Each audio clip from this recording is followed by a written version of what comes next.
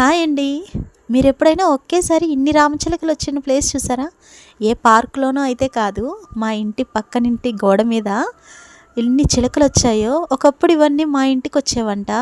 మా అమ్మ ప్రతిరోజు వాటికి బియ్యమో, అన్నమో ఏదో ఒకటి మిగిలిపోయిన అన్నం అలాంటివి గోడ మీద పెట్టేసరికి రోజు వచ్చి చిలుకలు తినేసి వెళ్ళేవి.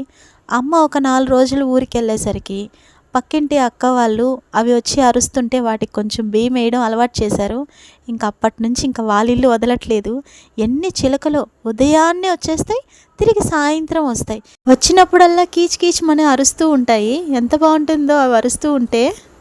వాటిని వీడియో తీసి మీ అందరికీ చూపిద్దామంటే నా కాల్ బాలేదు. పిల్లలకి ఫోన్ ఇస్తే వాళ్ళు అంత బాగా వీడియో అయితే తీయలేకపోయారు. ఇంకా నేనే కాస్త ఇప్పుడు రికవర్ అయ్యాను, కొంచెం బెటర్ అనమాట. అందువల్ల నేనే వీడియో తీసి మీకైతే పెడుతున్నాను. మీలో ఎంతమంది పక్షులను పెంచుకునే వాళ్ళు ఉన్నారో కామెంట్ చేయండి. కాళహస్తిలో అయితే ఇంత బాగా అయితే కనిపించదు. సత్యవేడు అమ్మ వాళ్ళ ఊరు. సిటీ అని చెప్పలేను, అలానే పల్లెటూరు అని చెప్పలేను. ఊరు ఏదైనా ఎలాంటిదైనా మనం పుట్టినూరు మనకి చాలా గొప్పది కదా. అందరూ పండుగ బాగా జరుపుకున్నారా? నిజానికి నాకు ఈ ఇన్సిడెంట్ జరగకుండా ఉంటే మీకు పండగ వీడియోలు చాలా పోస్ట్ చేసేదాన్ని. మంచి మంచి ముగ్గులు. మా ఊర్లో కనుమ పండుగ రోజు కొండ చుట్టూ జరుగుతుంది గిరి ప్రదక్షిణ కాళహస్తిలో. అదంతా కూడా మీకు వీడియో షూట్ చేసి పెట్టేదాన్ని.